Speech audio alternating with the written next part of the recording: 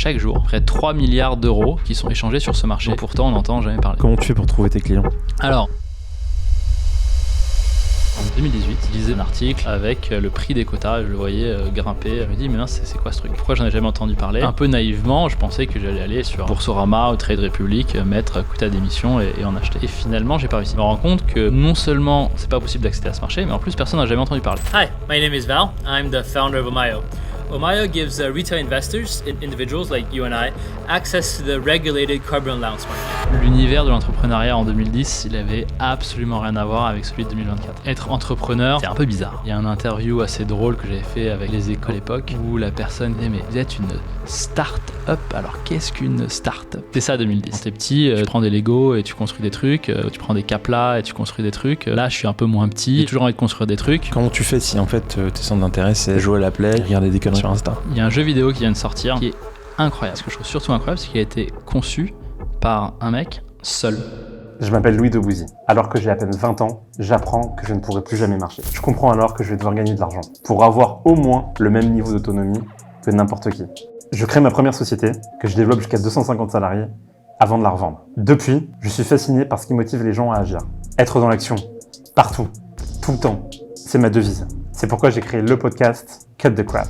J'invite des gens passionnants et passionnés, des personnes dont le regard s'anime quand elles parlent de leur travail, leur passion ou du projet de leur vie. Bref, des gens qui incarnent l'action et la passion. J'aborde leur parcours en leur posant des questions provocatrices et non conventionnelles. C'est ça, Cut the Crap. Bonne écoute.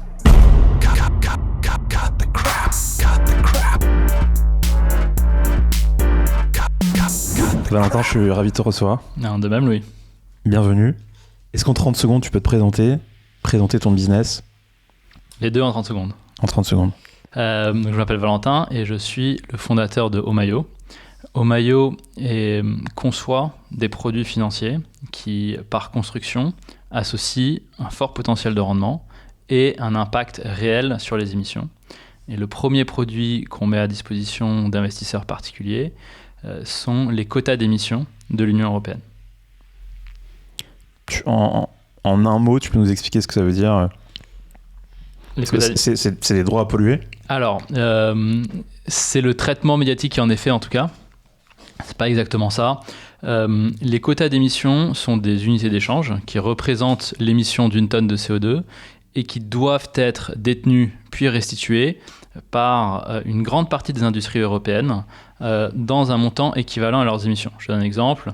Si tu fais du ciment et que pour faire ce ciment, tu vas produire 1000 tonnes de CO2 dans l'année, à la fin de l'année, il faut que tu restitues à l'Union européenne 1000 quotas d'émissions. Pour les restituer, il faut d'abord les avoir, et pour les avoir, tu vas les acheter sur le marché, soit directement auprès de la Commission européenne, qui en met sur le marché tous les jours via un système d'enchères, soit sur un marché secondaire. Donc, qui achète ces quotas ? Alors, ce sont tous les acteurs assujettis. C'est-à-dire que l'Union européenne a identifié certains secteurs économiques particulièrement émissifs, donc la production de ciment, d'acier, de carton, de papier, le transport maritime, le transport aérien. Ça couvre à peu près 12 000 sites industriels, c'est la moitié des émissions européennes qui sont concernées. Donc toutes ces industries-là et toutes les sociétés derrière ont l'obligation d'acheter, de détenir et de restituer des quotas d'émissions. Ce qui en fait une unité standardisée, ayant une valeur de marché, étant fongible. Donc en fait, c'est un peu soit comme une matière première, soit comme une devise. En tout cas, c'est un actif financier qui s'échange dans ce marché fermé d'industriels et des gens qui les servent, c'est-à-dire des banquiers, des courtiers, des acteurs financiers. Mais les particuliers, les gens comme toi et moi, n'y avaient pas accès. Alors même que c'est un marché qui fait 1000 milliards d'euros de volume, c'est un marché gigantesque, et en termes de rendement, qui a fait à peu près 30% par an en moyenne depuis 10 ans. Et qui a entraîné une chute de plus de 45% des émissions en Europe. Donc un actif financier sur un marché liquide qui s'apprécie par construction et qui entraîne une baisse d'émissions, mais qui est inaccessible à des gens comme toi et moi. Et c'est cette dernière partie qu'on a souhaité résoudre avec Omayo. Tu gagnes de l'argent et tu as de l'impact. C'est l'idée. Ok. Je disais que le prix du carbone était très bas. Pour quelle raison ? Et quel impact ça a sur l'échange de ces quotas, justement ? Alors, il a beaucoup chuté dernièrement, on peut en parler, mais il reste relativement haut par rapport à l'ensemble des différents quotas d'émissions des différentes juridictions. En fait, si on le voit un peu comme une devise, il y a les quotas d'émissions européens, mais il y a aussi les quotas d'émissions britanniques, canadiens, néo-zélandais, et que sais-je. Un peu comme il y a des euros, il y a du yen, il y a du dollar, il y a du renminbi, enfin bref. Donc, est-ce que le prix des quotas d'émissions européens est bas ? Il est plus bas qu'il n'a pu l'être, c'est-à-dire qu'en février 2023, il y a un peu plus d'un an, il était autour de 100 €, aujourd'hui autour de 70, donc il a bien chuté. En revanche, il est beaucoup plus haut qu'il l'a été sur les 10 dernières années. Il y a 10 ans, il était à 7 €, donc il a fait x10. Et lorsqu'on compare à tous les autres mécanismes d'échange de quotas d'émissions, tous les autres marchés carbone réglementaires à travers le monde, il est aussi bien plus haut. Donc, un peu une réponse en deux parties. Oui, il est plus bas, mais il est aussi relativement haut par rapport aux autres. Alors, pourquoi est-ce qu'il a chuté ? Là, on rentre dans quels sont les mécanismes de prix. En fait, le prix il se forme par le marché, donc c'est un mécanisme de marché. Il n'est pas fixé par le régulateur. Et le prix, c'est du coup l'offre et la demande. Alors, côté offre, il n'y a pas de grande surprise. L'offre, elle est fixée par l'Union européenne et elle diminue progressivement année après année. Un peu comme le Bitcoin, si tu veux. C'est une offre qui est plafonnée et déflationniste. Donc les variations sont plutôt à voir côté de la demande. Et la demande, c'est quoi ? C'est tout simplement la possibilité d'émettre du CO2 en fonction de son activité. Donc ça va dépendre de la consommation énergétique des ménages et des industriels et du mix énergétique. Là, en ce moment, on a une consommation énergétique assez décarbonée, avec une très forte production éolienne, photovoltaïque et nucléaire, alors qu'en 2022, c'est une année horrible pour le nucléaire français, donc le prix a beaucoup monté, et un prix du gaz qui a beaucoup chuté par rapport à son pic lors de la guerre en Ukraine, au début de la guerre en Ukraine. Et si le prix du gaz est moins cher, ça veut dire que les industriels vont plutôt utiliser du gaz et pas du charbon, et le gaz est moins émissif que le charbon, et donc il y a besoin de moins de CO2. Donc en fait, le prix, quelque part, c'est un reflet du besoin d'émettre des tonnes de CO2 dans l'atmosphère par les industries assujetties. Et donc si tout va bien, toi, ton marché est en décroissance alors ? On espère. Alors, malheureusement, non. Pourquoi ? Parce qu'à long terme, ce qui va fixer la demande, c'est la capacité des industriels à décarboner leur processus industriel. Et donc, c'est le coût et la disponibilité des solutions de décarbonation. Et aujourd'hui, pour un énergéticien, c'est relativement simple de décarboner à un coût marginal de décarbonation de 50 à 70 € la tonne. C'est-à-dire que lorsque le prix du carbone est autour de 50-70 €, la production énergétique décarbonée est compétitive. En revanche, pour quelqu'un qui fait de l'acier, de l'aluminium, pour un sidérurgiste, en dessous de 100, 120, 150 € la tonne, il n'y a pas de solution qui soit compétitive. Donc il faut que le prix progresse jusqu'à ces niveaux-là. Pour un cimentier, c'est encore plus haut, c'est peut-être 300 € la tonne. Pour le transport maritime, c'est peut-être encore plus haut.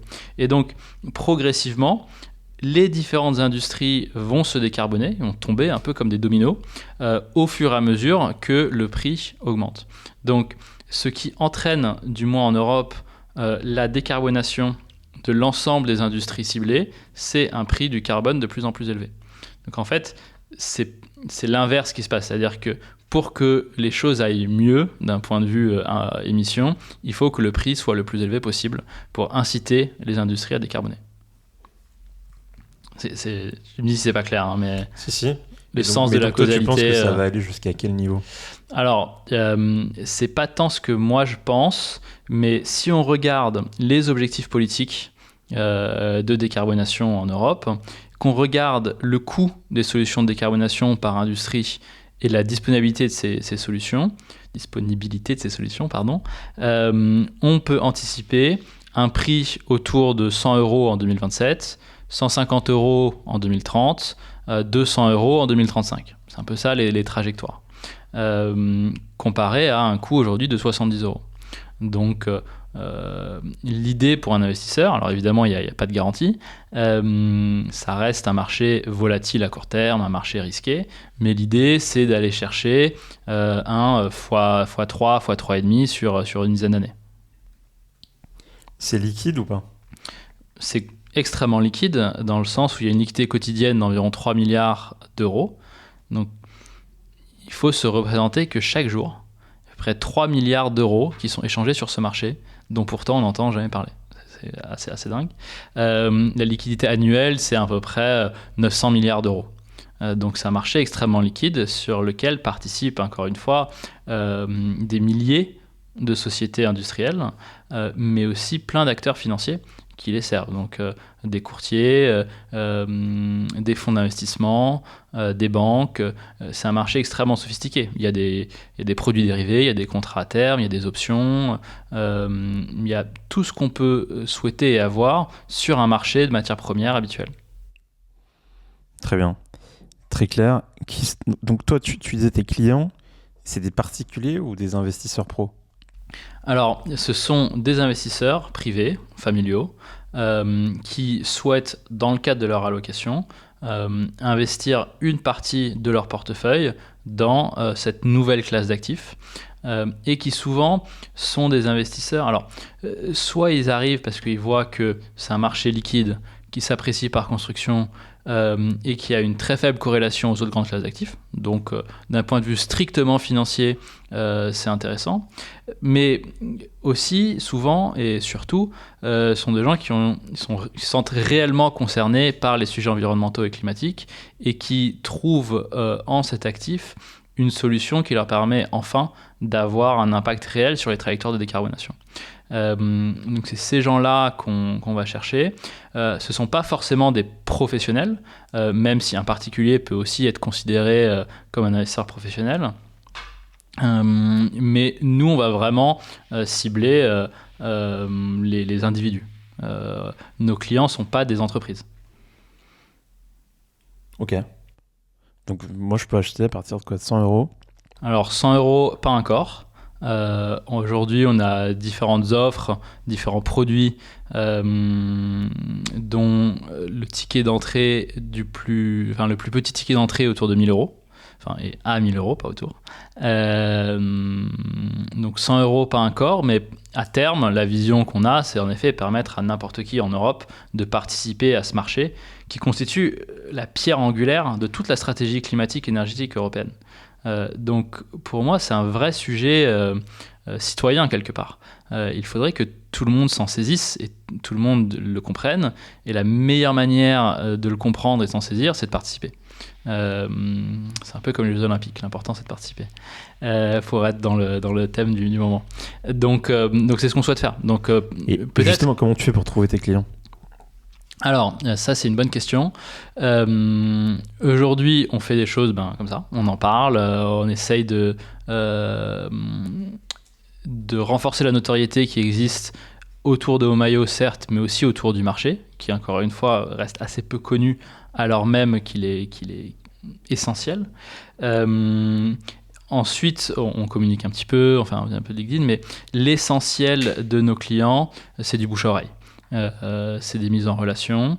On a quelques partenaires qui peuvent être des apporteurs d'affaires, des multifamily office, des conseillers en gestion de patrimoine, mais c'est essentiellement du bouche-oreille. Pour opérer ton business, tu as besoin de quoi? De la patience. Des salariés, des fournisseurs. On a besoin de salariés. Et En fait, c'est quoi? Tu te connectes à une plateforme gérée par l'Union européenne? Alors, les plateformes ne sont pas gérées par l'Union européenne, ce sont des entreprises privées, mais qui sont des fournisseurs de services de l'Union européenne. En tout cas, pour une d'entre elles, il y a deux grandes plateformes. C'est-à-dire que si je fais l'analogie avec les marchés actions, là, c'est pas Euronext. Les actions, on va les échanger sur Euronext. Là, c'est EEX, pour European Energy Exchange. EEX est fournisseur de services pour la Commission européenne. Et c'est sur EEX qu'ont lieu tous les matins la mise sur le marché, donc la mise aux enchères des quotas d'émissions par l'Union européenne. Et ensuite, il y a un marché secondaire entre les acteurs, qui peut donc être soit sur EX, soit sur un autre marché organisé qui est ICE, pour Intercontinental Exchange. Donc nous, on se connecte soit en direct, soit via des courtiers à ces marchés. On achète des quotas d'émission. On les détient ensuite dans un compte dans le registre européen des quotas d'émission qui en France est administré par la Caisse des dépôts. Et ensuite, c'est un peu là où la magie s'opère, on les encapsule dans des titres financiers qu'on peut distribuer à des particuliers. Et ces titres-là sont des obligations. Donc en fait, ce que nous on fait, c'est qu'on émet des obligations dont la valeur est adossée au quota d'émission qu'on détient dans le registre européen. Et notre client est en fait un souscripteur à ces obligations. Et donc ce dont on a besoin, c'est des équipes. Aujourd'hui, on est 6 dans l'équipe, avec 2 postes encore ouverts. Et surtout, en fait, ce qu'on vend essentiellement, c'est un contrat. Un produit financier, c'est un contrat. Donc, c'est énormément de juridique et de réglementaire. Ok. Très clair. Pourquoi tu t'es lancé sur ce business-là en particulier ? En fait, au début, c'était un petit peu capricieux. Je voulais acheter des quotas d'émission. Il y a quelques années, c'était en 2018, je crois, 2018, je lisais un peu par hasard un article dans le Financial Times avec le prix des quotas. Je le voyais grimper, monter en haut à droite. Et je me dis, mais non, c'est quoi ce truc ? Pourquoi j'en ai jamais entendu parler ? Et je pense que le titre était un peu, je sais pas, Build to go up, enfin bref. Et là, je me dis, mais attends, faut pas que je loupe ce truc-là. Surtout qu'en lisant l'article, je me rends compte qu'en effet, c'est un actif qui doit s'apprécier par construction. Et surtout, c'est un actif qui a un réel impact sur les émissions. Et c'était un peu le moment de mon éveil écologique, on va dire. Donc je me dis, ok, il faut que j'en achète. Et un peu naïvement, je pensais que j'allais aller, je sais pas, sur Boursorama ou Trade Republic, mettre quota d'émission et en acheter. Et finalement, j'ai pas réussi. Et au début, je pensais que c'était simplement parce que je m'y connaissais pas, que j'avais pas trouvé le truc, mais que ça allait être assez simple, il fallait que je me renseigne un peu. Donc je commence à appeler des gens à droite à gauche, des potes, des traders, des gens en banque, des gens qui boursicotent, des gens qui s'y connaissent, quoi. Et je me rends compte que non seulement c'est pas possible d'accéder à ce marché, mais en plus personne n'a jamais entendu parler. Et là, je me dis, c'est quand même dingue. On a un actif qui est vraiment à l'intersection entre finance et climat. Ce qui est ce dans quoi de plus en plus de gens veulent investir. Ce dans quoi il existe de plus en plus de produits, mais qui souvent sont un peu décevants, soit sur le rendement, soit sur l'impact réel, soit sur la transparence de ce que j'achète. Et c'est des tendances qui ne vont faire que s'accélérer. Et donc là, on a ce produit un peu parfait, un peu la meilleure incarnation de cette intersection. C'est le centre de toute la stratégie européenne, c'est un truc gigantesque, et pourtant, je ne peux pas y accéder, quoi. Et à partir de ce moment-là est venue un peu l'idée d'Omaio, c'est de dire il y a une lame de fond, une tendance de fond pour créer des produits financiers nouveaux, repartir d'une feuille blanche et se dire ok, c'est quoi, quels sont les produits qui permettent réellement de aiguiller le capital des particuliers vers la transition énergétique, vers la lutte contre le changement climatique. Si j'oublie un peu ce qui existe et que je recommence à partir d'une feuille blanche, c'est quoi ces produits-là ? On va les créer, on va les concevoir, les construire et ensuite on va les distribuer sur une plateforme dédiée. Et Omaio, c'est ça. Et donc ça a mis quelques années, parce que l'idée, on va dire, a germé en 2018 et la boîte a été créée en 2023. Donc 5 ans quand même. Mais c'était ça un peu la genèse. Est-ce que ça n'a pas mauvaise réputation depuis qu'il y a eu la fameuse arnaque à la taxe carbone ? Si, je pense que il y a eu des... On va pas prendre d'euphémisme, hein, il y a eu des scandales sur le marché. L'arnaque à la taxe carbone est en fait une arnaque à la TVA portée par le marché carbone. Mais l'arnaque et la TVA, c'est une assez vieille arnaque qui existe depuis que la TVA existe d'ailleurs. Je crois que c'était 1950 et quelques. Avant, c'était sur les téléphones portables. On n'a pas... on n'est pas horrifié quand quelqu'un sort un téléphone portable. Donc, je pense qu'il faut bien distinguer les choses. Et puis, c'est un marché qui a eu ses faiblesses, qui a eu ses scandales, mais qui, malgré tout, a été créé de toutes pièces il y a 20 ans, qui a évolué, qui s'est réformé, qui s'est amélioré, et qui, aujourd'hui... on peut observer une validation empirique de sa réussite. C'est-à-dire, le prix s'apprécie. Malgré sa volatilité court terme, le prix s'apprécie. Il est construit pour ce faire. Donc, c'est un bon indicateur de son fonctionnement. Et surtout, les émissions chutent. Et elles chutent rapidement et massivement. Moins 47% depuis 2005 en Europe, c'est gigantesque. C'est vraiment considéré comme le mécanisme le plus efficace pour réduire les émissions à l'échelle. Et ça a fait ses preuves. Et aujourd'hui, il y a plus d'une quarantaine de juridictions à travers le monde qui sont en train de s'inspirer sur ce qu'a mis en place l'Europe pour faire pareil. Donc ça marche. Et c'est un peu ce qu'on essaye d'expliquer. C'est construit pour s'apprécier et ça fonctionne, quoi. À partir de là, on peut rentrer dans les détails, mais ça, ce sont deux choses qu'on observe de manière ex post, quoi, a posteriori. Donc, ce que j'ai envie de dire, c'est oui, il y a eu des faiblesses, il continue à en avoir, il y a des choses qui doivent changer sur le marché, mais ça reste une construction assez inspirée, assez magnifique et surtout extrêmement efficace. Comment tu implémentes l'IA, toi, au quotidien ? L'IA, pour l'instant, on l'implémente assez peu. Je dirais peut-être que la seule manière que je l'implémente, c'est pour automatiser certaines prises de contact. Mais sinon, pour être tout à fait honnête, on l'implémente assez peu. À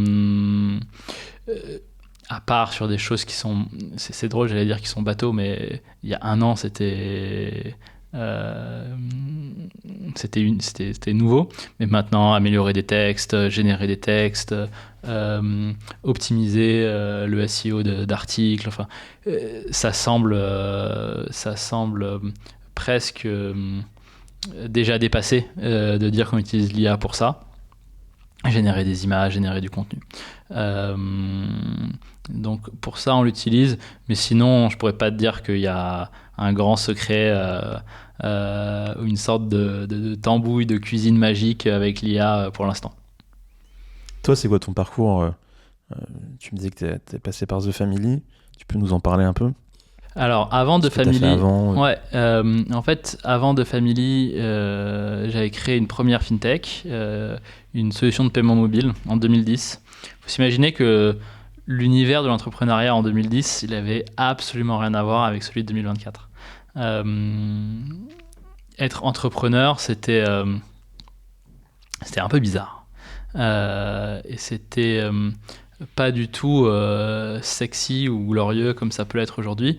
Moi, j'étais en école de commerce à ce moment-là, et ce qu'on me disait, c'était un peu ah, mais t'es entrepreneur parce que t'arrives pas à avoir un vrai boulot, quoi. Aujourd'hui, c'est un peu vu comme la voie royale. À l'époque, c'était pas la voie poubelle, mais c'était un peu les gens paumés. Alors, moi, je me considérais pas du tout comme paumé, hein, mais c'était la perception qu'il y avait. Les levées de fonds, on n'en parlait pas, on savait pas trop ce que c'était. Les BA, on savait pas trop ce que c'était. Il y avait assez peu de VC, on parlait pas du tout de seed, de pré-seed, enfin, un autre univers. J'ai eu la chance à ce moment-là d'intégrer le camping dans leur seconde saison. Le camping, aujourd'hui, ça paraît vraiment un truc de dinosaure, mais à l'époque, c'était peut-être la première structure d'accélération, d'accompagnement de start-up. Alors, personne disait start-up, on disait jeune entreprise innovante. Il y a un interview assez drôle que j'avais fait avec Les Échos à l'époque, où la personne qui me posait des questions disait « Mais vous êtes une start-up, alors qu'est-ce qu'une start-up ?» C'était ça 2010. Et du coup, j'ai fait ça pendant 3 ans. Et ensuite, en effet, j'ai rejoint The Family, dont je connaissais un peu les fondateurs, lorsqu'ils se sont lancés, pour essayer de lancer une activité qui était extrêmement intéressante, intellectuellement, sur papier en tout cas, qui consistait à cibler des PME dans des industries, on va dire, classiques, legacy, et les racheter et les transformer, mais non pas à travers des stratégies, on va dire, sociales ou d'optimisation de dette, vraiment des stratégies d'innovation technologique. Et donc, d'un côté, aller acquérir ces PME, et de l'autre côté, acquérir des blocs techniques ou technologiques et faire ce qu'on appelle des build-up, donc faire un peu des concentrations entre la tech d'un côté et la marque, l'activité, le savoir-faire de l'autre, et relancer un petit peu ces entreprises pour les années 2010, quoi. J'ai fait ça pendant 1 an. Finalement, on a cessé plutôt cette activité-là. The Family s'est reconcentré sur l'accompagnement de start-up plus que sur l'acquisition de boîtes existantes. Et moi, je suis parti faire autre chose. Je suis parti travailler d'abord au Gabon et ensuite au Kenya. Non, pardon. D'abord au Kenya et ensuite au Gabon. Toujours sur des sujets de lancement de projets. En fait, on faisait des partenariats publics-privés avec différentes institutions locales pour essayer de lancer des projets de développement. Donc c'était un fonds de développement privé qui s'appuyait sur des partenariats publics-privés. Ça, c'était génial, difficile, très difficile, des environnements très différents de ce que je connaissais. Et au bout de 2 ans, je suis rentré en France. Et là, je suis rentré dans un cycle qui a duré jusqu'à l'année dernière, enfin qui dure encore quelque part, j'espère qu'il s'arrêtera, mais un cycle où j'ai oscillé entre des missions de conseil, d'accompagnement, soit de start-up, soit parfois de grands groupes, sur du financement de l'innovation au sens large, donc levée de fonds, petites opérations M&A, création de fonds de corporate venture, due deal de start-up, enfin bref, tout ça, ce qui me permettait de gagner un peu d'argent. Et une fois que j'en avais un peu, de lancer des boîtes. Donc j'ai lancé différentes activités dans des secteurs toujours très différents, jusqu'à l'année dernière lancer Omayo. Ok. Et pourquoi te lancer dans l'entrepreneuriat ? C'est quoi ton moteur ? En fait, c'est assez, peut-être, je sais pas, c'est drôle, mais j'ai jamais eu l'impression de me lancer dans l'entrepreneuriat. J'ai toujours été dans l'entrepreneuriat. Et les projets sur lesquels je me suis mis, à part Omayo, il y a quelque chose de très intentionnel. Je suis un peu tombé dedans par hasard. C'est-à-dire, c'est une discussion qui en amène une autre, qui amène une certaine curiosité, l'envie d'explorer, l'envie d'en parler, et puis tout d'un coup, enfin pas tout d'un coup évidemment c'est difficile, et ça met du temps, mais on se réveille un matin et on a un prospect qui a très envie de devenir client, ou une petite équipe qui a envie d'avancer sur un produit, ou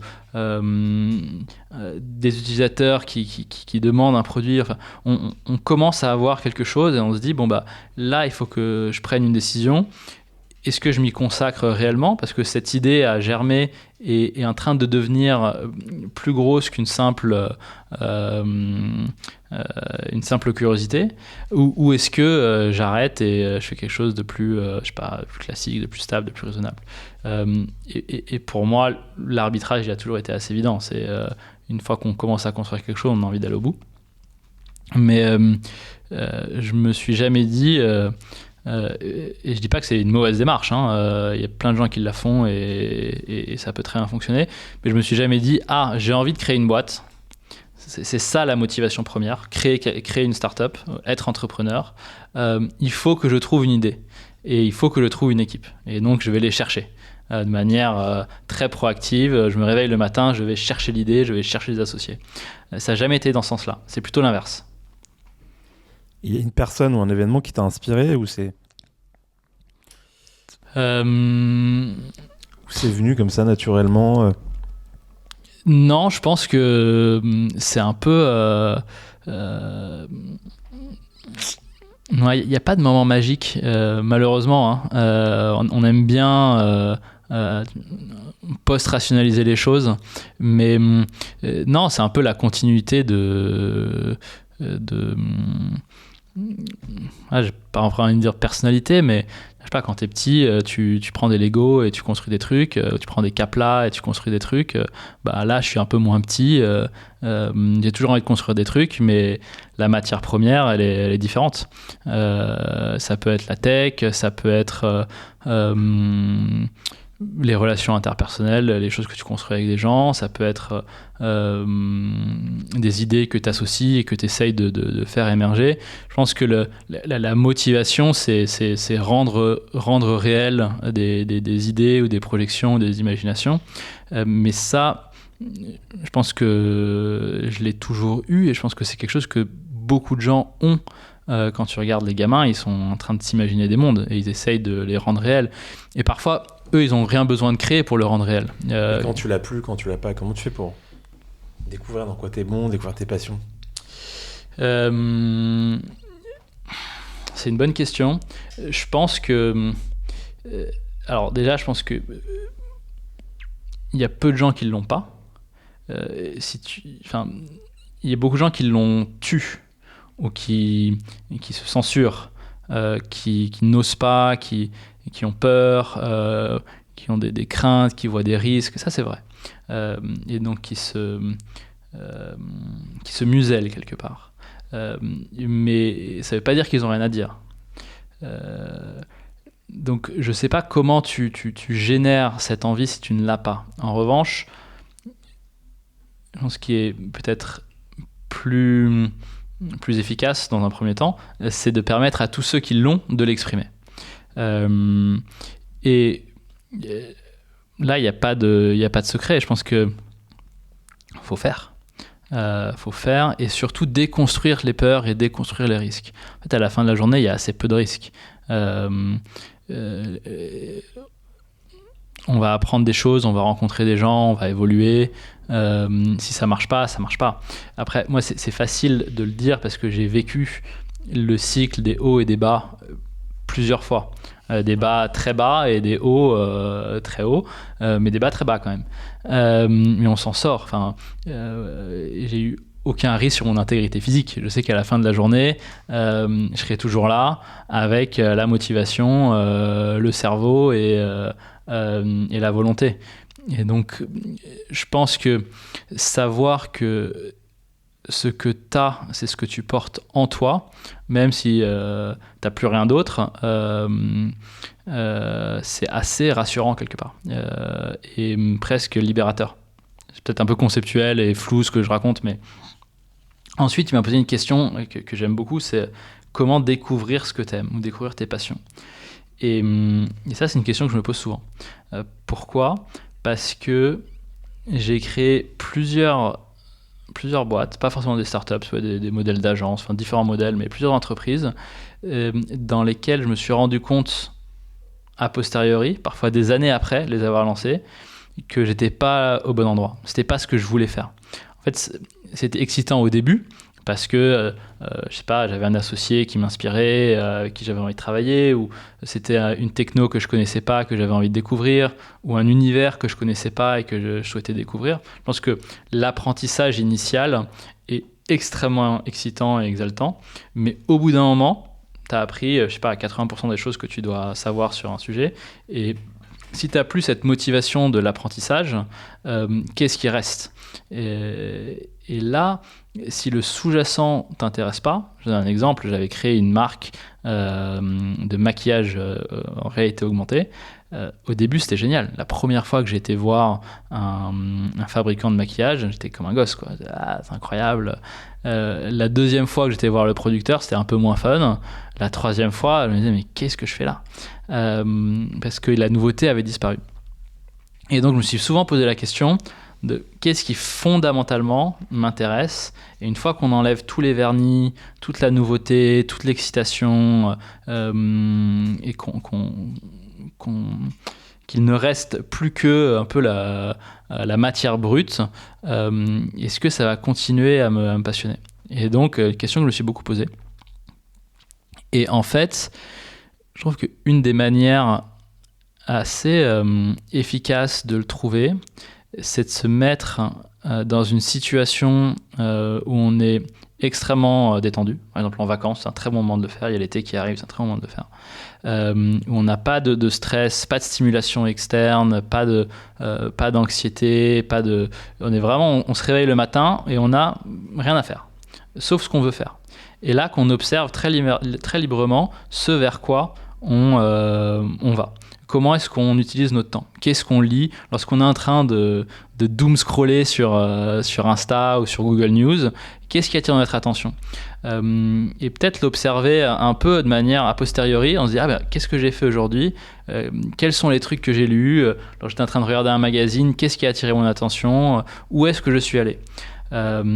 Et voir un peu comme l'eau qui coule, quel est le chemin de plus faible résistance vers lequel va mon esprit. Et ça, on le voit pas mal chez les gosses. On les met au milieu de la crèche. J'en parle parce que j'ai un fils qui est à la crèche. Je les mets au milieu de la crèche et on va voir ce vers quoi ils vont.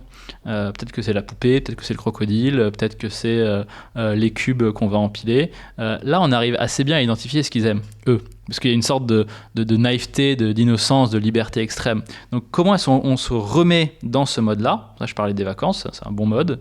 Je me réveille le matin, je descends, je vais prendre mon café, je me pose sur le canapé. Et là, où est-ce que va mon esprit? Et une fois que je l'ai observé, là, je peux me dire, ok, ce truc-là, visiblement, lorsque j'ai aucune pression extérieure, c'est quelque chose qui m'anime. Donc peut-être qu'il y a quelque chose à creuser là-dedans. Ouais, très intéressant. Ouais. Et comment tu fais si en fait tes centres d'intérêt c'est jouer à la play et regarder des conneries sur Insta? Mais il y a plein de... En fait, pour que tu puisses jouer à la play, il a bien fallu qu'il y ait des gens qui construisent la play, qui construisent les jeux, qui les conçoivent. Là, il y a un mec en ce moment que je connais pas, hein, jamais rencontré, je sais même pas à quoi il ressemble, mais qui a fait un truc que je trouve incroyable. Je suis pas un grand joueur de jeux vidéo, mais il y a un jeu vidéo qui vient de sortir, qui s'appelle Manor Lords, qui est incroyable, je trouve. Et qui a été, et ce que je trouve surtout incroyable, c'est qu'il a été conçu par un mec seul, qui l'a fait pendant 7 ans. Et il a construit un truc, et aujourd'hui, c'est un des jeux plébiscités sur Steam, qui est une plateforme de jeu.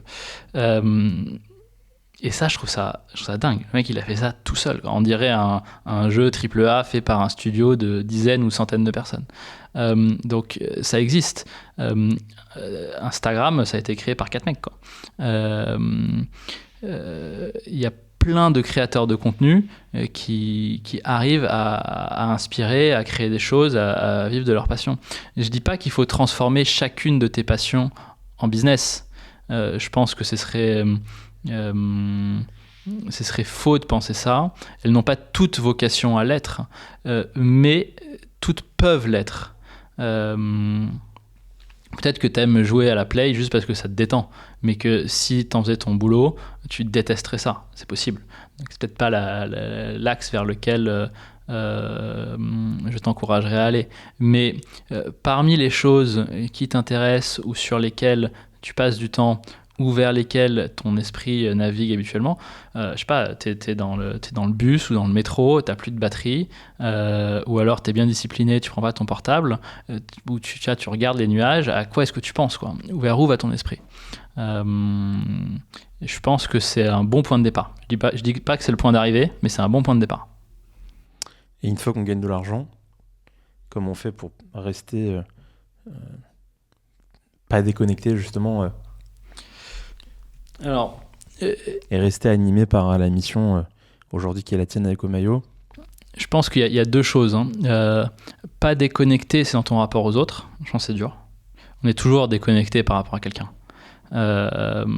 Animé, ça l'est moins. Je pense que ça dépend un peu. Il y a un effet d'embourgeoisement, tu vois, quand tu commences à gagner de l'argent, qui fait que tu es beaucoup moins investi. Si, et ça se voit dans plein de choses. Je te donne un exemple. Un Et je donne 2 exemples. Conor McGregor, qui fait de l'UFC.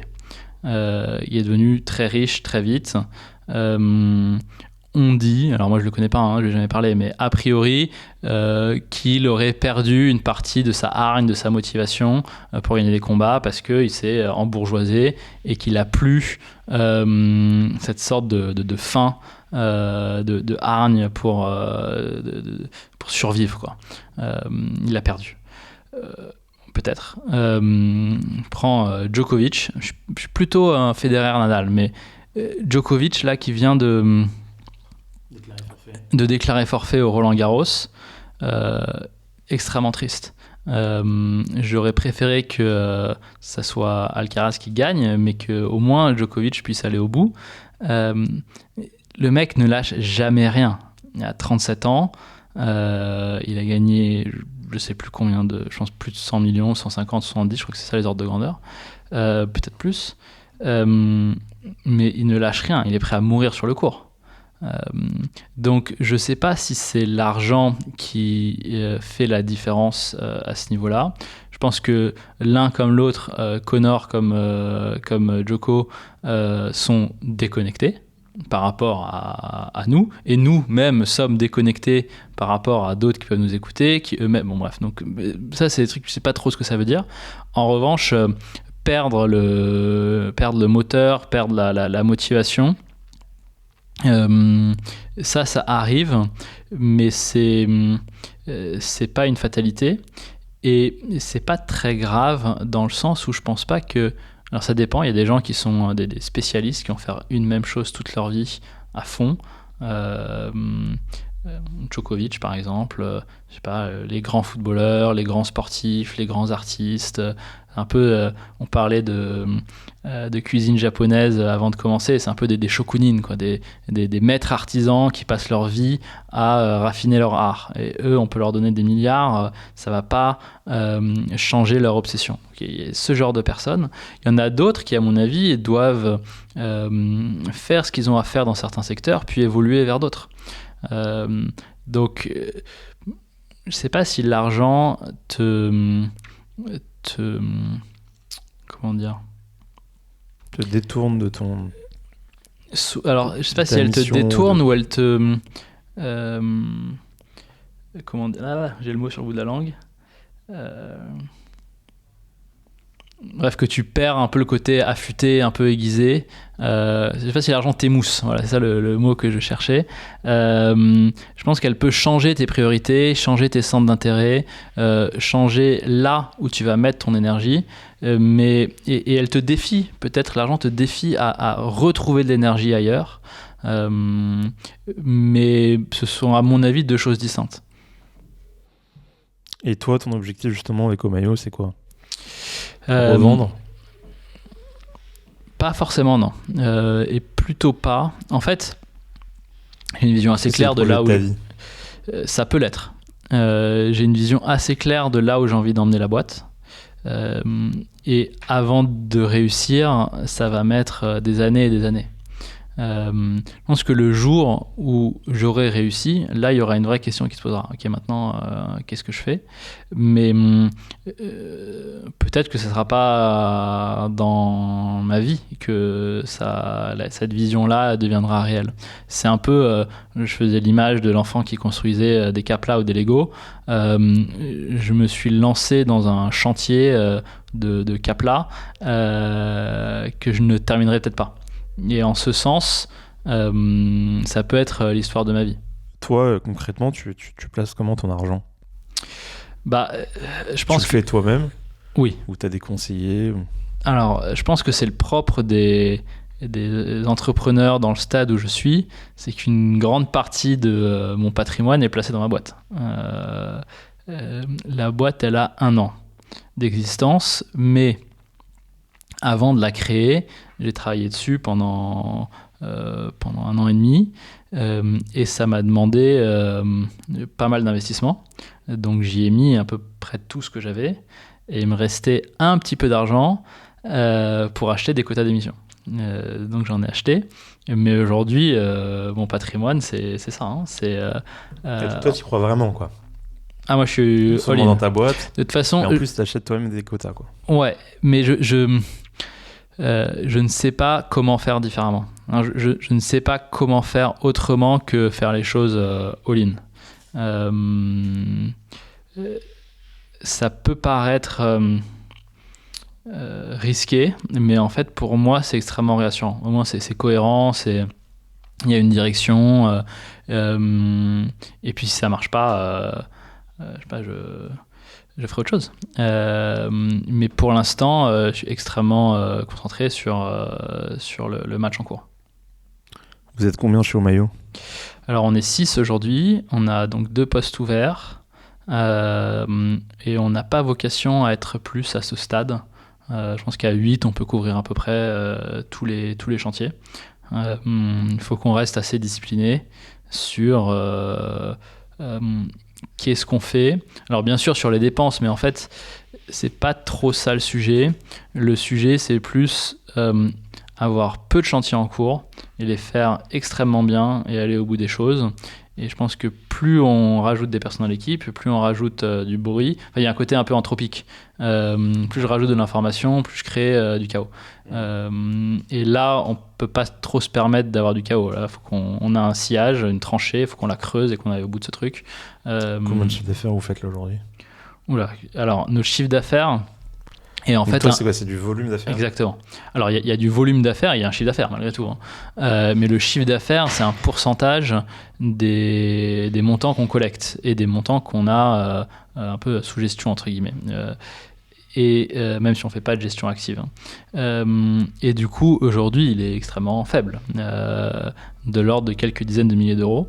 Mais c'est un modèle qui est accumulateur, dans le sens où l'année prochaine, on aura l'ensemble des montants collectés de cette année et l'année suivante des 2 années précédentes, et donc ça s'accumule.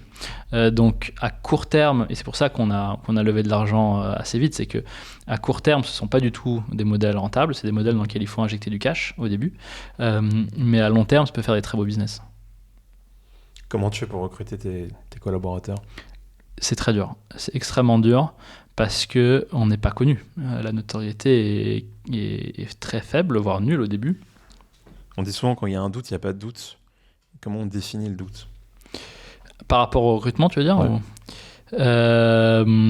Alors, moi, c'est une question que je pose souvent. Mais... Ouais, je suis assez sceptique du gut feeling, mais à la fin, on y revient quand même tout le temps.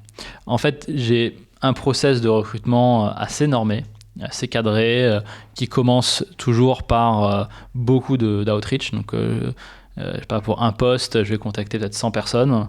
Sur les 100, il y en a 25 qui vont me répondre, avec qui je vais faire un premier screening. 30 minutes, assez rapide, mais ça te met quand même 10-15 heures si tu en as 25-30 à faire. Ensuite, il y a un premier entretien très rétrospectif sur lequel on passe en détail tout le passé de la personne. Ensuite, on inverse les rôles. Donc, moi, je me mets un peu à nu parce que je trouve que après tout, la personne rejoint certes une équipe, mais elle rejoint surtout et elle doit adhérer à la vision d'un fondateur qui est seul fondateur dans une petite équipe. Donc, je comprends que ma personnalité prend une place relativement importante et ce n'est que justice que de la mettre sur la table. Ouais, je suis le seul associé. Donc je la mets sur la table, donc on fait cet entretien inversé. Ensuite, on va faire un entretien plutôt prospectif, où là, la personne, ok, t'arrives demain, qu'est-ce que tu fais ? Et je creuse vraiment dans des choses vraiment très, très concrètes. Là, j'essaie vraiment de valoriser le biais vers l'exécution. Ok, mais concrètement, alors t'arrives, allez, montre-moi, le premier jour, t'arrives, hop, bim, tu ouvres ton ordi, d'accord, ok, tu fais quoi maintenant ? Donc des choses assez concrètes, et ensuite rencontre avec l'équipe, offre, ainsi de suite. Donc il y a 3 grandes phases. Lorsqu'il y a un doute, il n'y a pas de doute, je sais pas. Je creuse. Lorsqu'il y a un doute, d'abord je creuse, plus. J'essaye de le lever. J'essaye d'arriver à un moment où il n'y a pas de doute parce qu'il n'y a pas de doute en fait. Donc je refais un tour d'entretien, j'essaye de...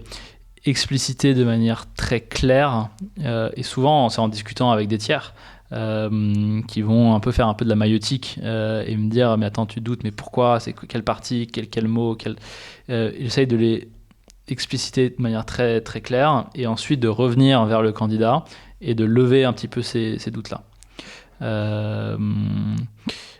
Le recrutement, c'est tellement important, ça prend tellement de temps, ça a un impact à ce stade tellement gigantesque que je préfère être non pas quand il y a un doute, il n'y a pas de doute, mais quand il n'y a plus de doute, il n'y a plus de doute, quoi. Ok. C'est clair, et ça t'est jamais arrivé de voir un mec ou une nana en entretien et te dire non, je la sens pas. Je le sens pas, il m'a dit un truc. Ah si, bien sûr. Mais là, c'est pas ce que j'appelle du doute. Là, il y a des choses qui sont un peu deal breaker pour moi. Si je le sens pas, je le sens pas. Non, là, ce qui est dur, c'est quand je n'arrive pas à dire pourquoi j'ai un doute. C'est-à-dire que sur papier, tout est parfait. Et il y a un truc qui va pas, quoi. T'as un exemple? Est-ce que j'ai un exemple? Il y a pas mal de process en cours, donc j'ai pas envie de donner des exemples trop Si individualisés. Mais là, non, j'ai pas vraiment d'exemple à te donner. Mais c'est quoi? C'est sur une façon de... Sur une posture, sur une compétence, sur une attitude, en fait, la personne... j'en sais rien, tu cherches des gens qui sont extrêmement dynamiques, et la personne te dit quelque chose, ou à une certaine intonation, enfin, ça peut être vraiment des détails, ouais. Mais qui te laissent penser qu'en fait, non. En fait, là-dessus, alors, moi, je suis assez sensible à l'expression, au langage, mais là-dessus, il n'y a pas de doute, pour le coup.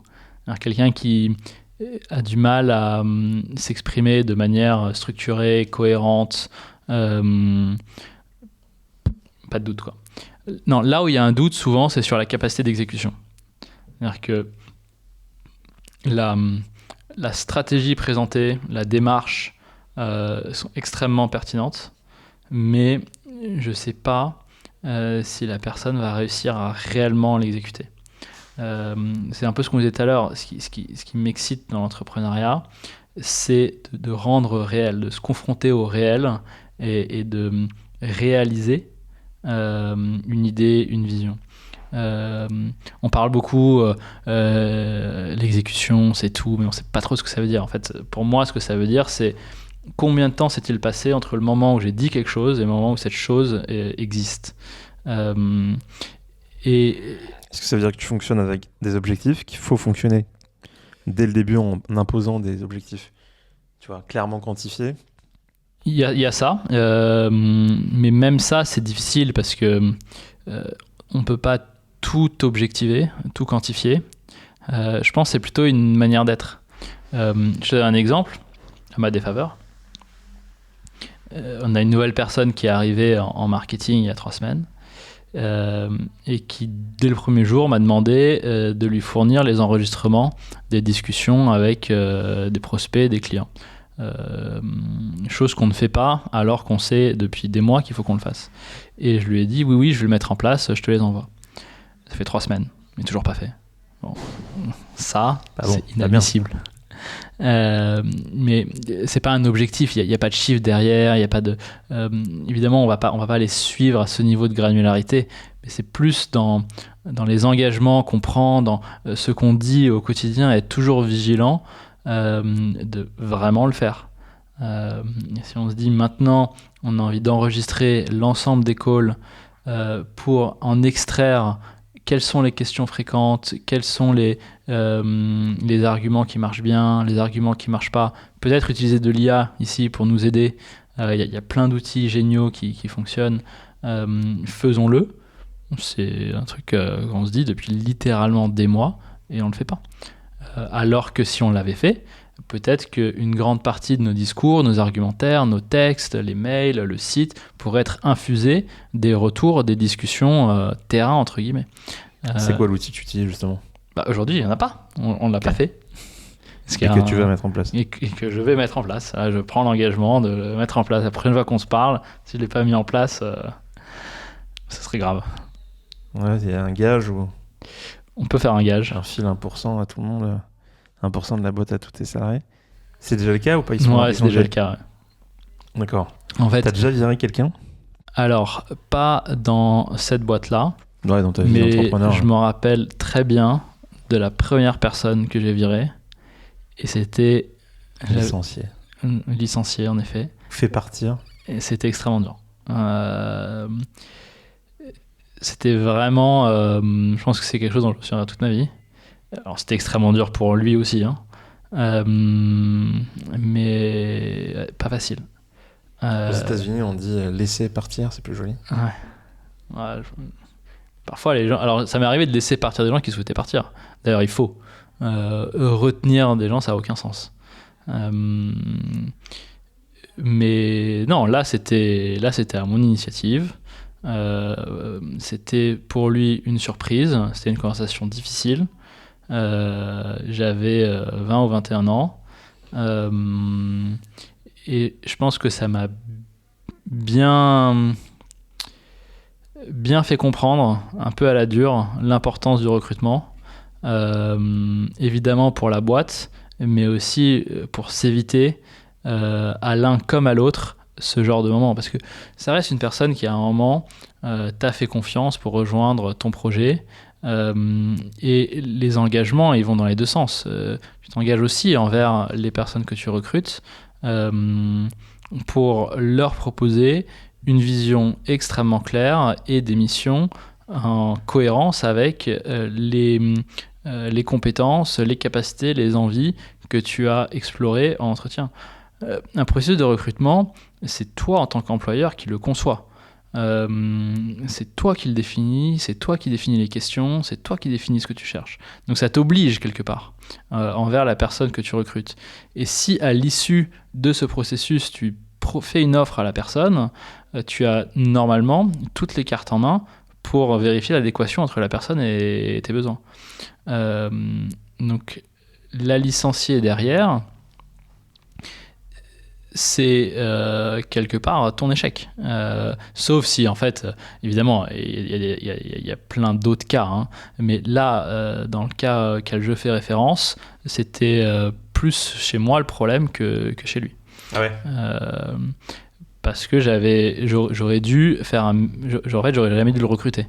J'aurais pu savoir dès le début que ça allait pas le faire. Pas parce que c'est une mauvaise personne, c'est un mec génial, mais pas du tout en adéquation avec les besoins, le stade de développement de l'entreprise. Ouais. Bon, un truc que j'ai retenu là, de ma première société où on a recruté beaucoup de personnes, on était 250, dont une trentaine au siège. Et donc évidemment, on a recruté sur 7 ans, je pense, plusieurs milliers de salariés, que ce soit des intervenants, collaboratrices, collaborateurs, ou des personnes dans les bureaux. Et c'est vrai qu'un truc que je retiens quand même, c'est l'importance de mettre des objectifs, qu'ils soient qualitatifs ou quantitatifs. Déjà, en amont, tu vois, flécher le truc. Aussi bien pour toi que pour la personne. C'est clair, on sait où on va, et en cas de défaut, c'est beaucoup plus facile. Ouais. Non, c'est vrai que tout rendre factuel est en effet la meilleure manière de gérer à la fois les bonnes nouvelles comme les mauvaises. Parce que du coup, t'es pas dans l'émotion, dans la perception, dans l'interpersonnel.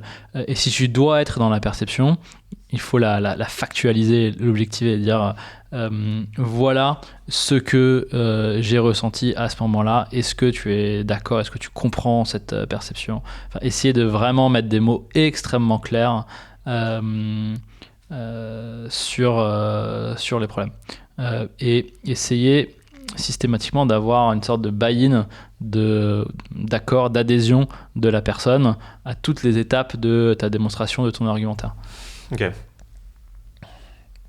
Si je reviens à ton business, pardon, les questions sont un peu décousues aujourd'hui. Est-ce que toi, tu as investi dans un truc connexe, des startups Tech, pas tech, je sais pas, est-ce que tu investis dans des boîtes qui font du photovoltaïque par exemple? Qu'est-ce que tu penses du marché des panneaux? Alors, Est-ce que c'est un bon truc, tu vois, d'acheter un terrain agricole, de foutre des panneaux et de revendre l'énergie? il faudrait que tu fasses le stockage aussi pour optimiser le prix. Mais dans ma vie, il m'est arrivé d'investir dans des startups. Là, non, malheureusement, je suis vraiment all-in sur Omayo d'un côté et les quotas d'émissions de l'autre. Et pas vraiment de possibilité d'investir ailleurs. Et en fait, même pas ni le temps, ni l'envie, ni... Je suis assez obsédé en ce moment sur Omayo et les marchés carbone. Ça, on comprend pas souvent cette notion d'obsession. Non. Pourtant, elle est... Comment t'en parles à tes amis, à ta famille? Comment est-ce qu'ils appréhendent ton investissement, ton implication corps et âme dans ces projets entrepreneurs, que ce soit Omayo ou les précédents? En fait, il y a une vraie nouveauté, c'est que maintenant, je suis papa. Et ça permet, et ça force, ça dépend comment tu vois les choses, mais je pense que c'est les deux, de débrancher. Quand je rentre le soir, il n'y a plus de Omayo, quoi. J'ai grosso modo 1 heure avant que mon fils aille se coucher. Et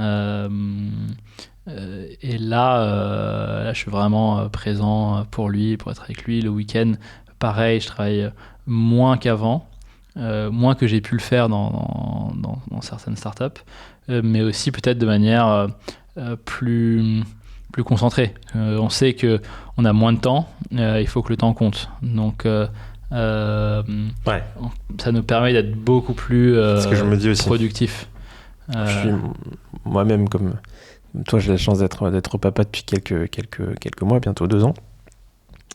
Et c'est vrai qu'il y a cette notion de peut-être d'optimisation du temps. Make it count. Ou avant, en fait, on s'en fout, quoi. C'est-à-dire que si j'ai envie de lire ce sujet, creuser ce sujet pendant 6 heures d'affilée un samedi, en fait, je le fais, quoi. Ouais. Je dis non, mais je fais ça, puis au pire, je rattraperai ce soir ou ce week-end. Enfin, là, non. Là, ça, c'est plus possible. Les heures que tu as, faut qu'elles fonctionnent. Faut qu'elles produisent. Donc, ça me permet... évidemment, je pense que être obsessif, c'est un peu un trait de personnalité. Mais ça me permet de beaucoup plus déconnecter. Et d'avoir des moments en famille... qui sont sacralisés, qui sont plus riches, plus forts. En revanche, c'est vrai qu'aujourd'hui, c'est un peu les 2 piliers. Il n'y en a pas forcément un troisième. Hein, que je vois un peu moins les amis. Alors, j'ai la chance de travailler entouré d'amis qui travaillent aux mêmes endroits. Un peu moins de sport. Mais... en même temps, c'est les phases du début. Tu vas au restaurant un peu? On parlait de nos goûts respectifs, notamment pour la gastronomie japonaise. Tu me parlais de ton ami Paul Dupuis qui a 2 restaurants, dont Sushi et Shunei, qu'on a pu tester avec ma compagne quelques semaines et qui est excellent. Ouais. Excellent. Ouais. On va un peu au restaurant. Ouais. Quand je dis on, c'est avec ma femme. Ça nous permet aussi d'avoir des moments tous les deux. Comme tu sais, c'est des moments privilégiés quand on a un enfant, de pouvoir se retrouver à 2. Et puis, j'ai entre guillemets la chance de faire beaucoup de rencontres, beaucoup de discussions avec des prospects, des clients ou simplement des curieux au resto. Nos bureaux sont dans le 10e, donc on est très très bien servis. Donc maintenant, le resto, c'est plutôt le midi. Mais oui, j'aime pas mal de restos. À Paris, on a quand même pas mal de chance là-dessus. Si tu pouvais changer ta vie avec quelqu'un pendant un jour, un mois, un an, ce serait qui? L'échanger?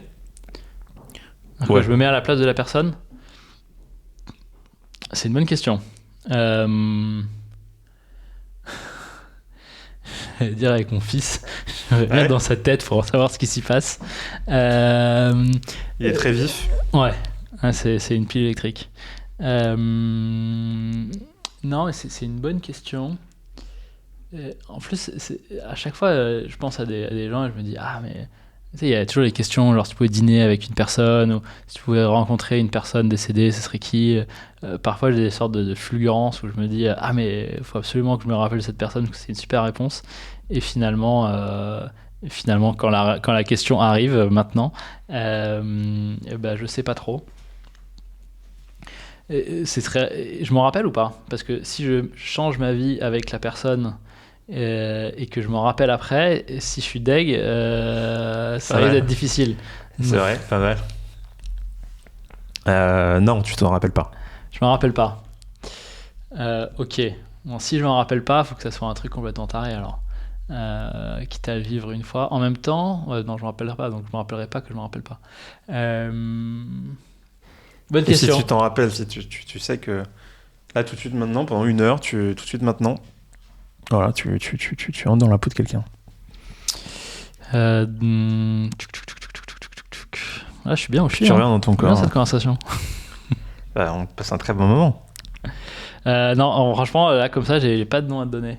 Mais c'est une bonne question, faudrait que j'y réfléchisse. Moi, par exemple, tu vois, si j'étais pas handicapé, j'adorerais être pilote. Pilote de Formule 1 ou pilote d'avion? Pilote de Formule 1, pilote d'avion. Tu vois, je kifferais faire 1 heure là, piloter un avion. Ouais. Et il n'y a pas de... Si, mais tu vois, là, si tu me demandes comme ça au débeauté, one shot, là, pendant 1 heure, là, je fais ça. Ouais.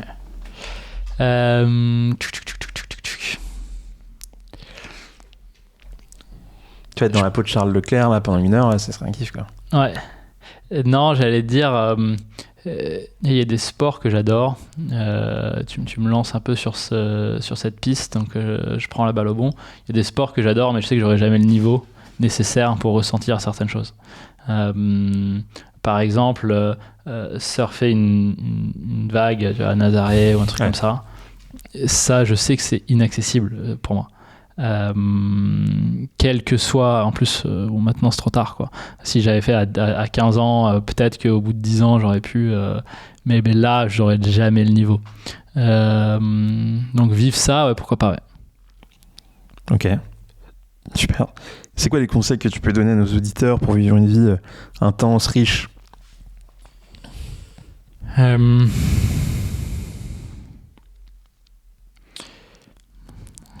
peu nier ce que je vais dire, mais déjà être très lucide sur qui on est et ce qu'on veut. Parce qu'on a tendance à projeter énormément on aimerait être plus qu'on est réellement. Alors, j'ai un exemple. On parlait de sport. J'ai toujours cru que je voulais faire de l'alpinisme. Et donc, un jour, il m'a été donné l'occasion d'en faire. Avec des potes, on est parti faire le Mont Blanc. C'était horrible. C'était dur pour moi. C'était vraiment très dur. Pas forcément physiquement, mais j'avais peur, c'était intense. Je me suis rendu compte, c'est pas vraiment là où je suis bien. Il y a plein d'autres sports que j'aime bien. Ça, c'est pas trop un truc pour moi. Et pourtant, j'avais cette image un peu de péremption. C'est-à-dire, genre, enfin, en fait, au-delà de 30 ans, c'est mort, quoi. Ouais, là, j'avais même pas 30 ans. Non, mais j'avais envie d'être le mec qui kiffe ça. Mais c'était pas le cas. Et je pense que c'est vrai pour plein de choses. On a envie d'être la personne qui est comme ça. Des gens qui créent des boîtes qui sont malheureux. Ils ont envie d'être le mec, la meuf, entrepreneur, hein, mais ils aiment pas ça. Donc, je pense que c'est déjà se connaître extrêmement bien. Qu'est-ce que t'aimes, qu'est-ce que t'aimes pas. Ça veut pas dire que c'est des fatalités. Les gens évoluent, changent, donc c'est des choses qu'on doit remettre un peu au goût du jour en permanence. Mais donc ça, c'est une première chose, être assez lucide sur qui on est et ce qu'on veut. Et si on doit changer des choses, c'est être plus proche de sa nature plutôt qu'essayer de forcer sa nature à quelque part qui n'est pas naturel. Et je vois assez régulièrement, quotidiennement, des gens qui font des choses qui sont contre nature. Et quand tu l'observes de l'extérieur, c'est un peu touchant et c'est un peu frustrant parce que tu te dis mais pourquoi tu fais ça quoi. Ça c'est une première chose. Et je pense que la deuxième chose, c'est d'être un peu plus indulgent, un peu plus tolérant, un peu plus surtout dans alors à la fois le contexte actuel, mais la période, plus que le contexte, la période actuelle où on a tendance à hystériser un peu tous les débats, radicaliser les positions, tracer des lignes rouges un peu autour de soi, planter des drapeaux sur des collines sur lesquelles il n'y a aucun sens qui ont aucun sens à être défendus ou je pense qu'être un peu plus indulgent avec soi, avec les autres, c'est important. Ce qui n'empêche pas d'être intransigeant également sur d'autres éléments, mais bien savoir où on met le curseur. On a tendance, je trouve, à prendre des positions radicales sur des sujets qui n'en sont pas et être beaucoup plus indulgent sur les sujets qui en sont. Je donne un exemple sur le climat, sur l'impact, sur la transition énergétique. On va se outrer qu'un tel fasse un barbecue qui mange de la viande, pour reprendre des débats qu'il y a pu y avoir. Et en revanche... Tu manges de la viande, toi? Comment? Tu manges de la viande? Moi, je mange de la viande. Et en revanche, être compréhensif ou indulgent par rapport à des décisions politiques ou des décisions de grands groupes qui, elles, sont structurelles. Et donc, on place l'intransigeance au niveau individuel et l'indulgence au niveau systémique, quelque part, alors qu'on devrait inverser. Et du coup, dans nos rapports interpersonnels quotidiens, on est toujours un peu excédé, énervé, en train de rentrer dans des conflits permanents avec tous ceux qui nous entourent, sans pour autant s'interroger sur des combats plus sociétaux qu'il y aurait à mener, qui sont peut-être plus profonds, plus complexes, mais à mon avis beaucoup plus importants. Et donc, les deux choses que je dirais, c'est pas essayer d'être quelqu'un d'autre, mais ce qui implique de savoir exactement qui on est, et en revanche, de tolérer un peu toutes les individualités qui puissent exister. Alors, se concentrer sur soi, se réaliser soi, et accepter que chacun puisse être fondamentalement différent, et approcher ces différences avec beaucoup de bienveillance, de patience. Sur ces questions de société, que feront les gens quand l'IA permettra d'automatiser un certain nombre de choses, qu'on sera à 2 jours par semaine?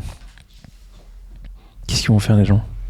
Je pense que justement, la question que tu posais sur les passions, elle sera beaucoup plus facile à résoudre, parce que les gens ils feront ce qu'ils veulent faire.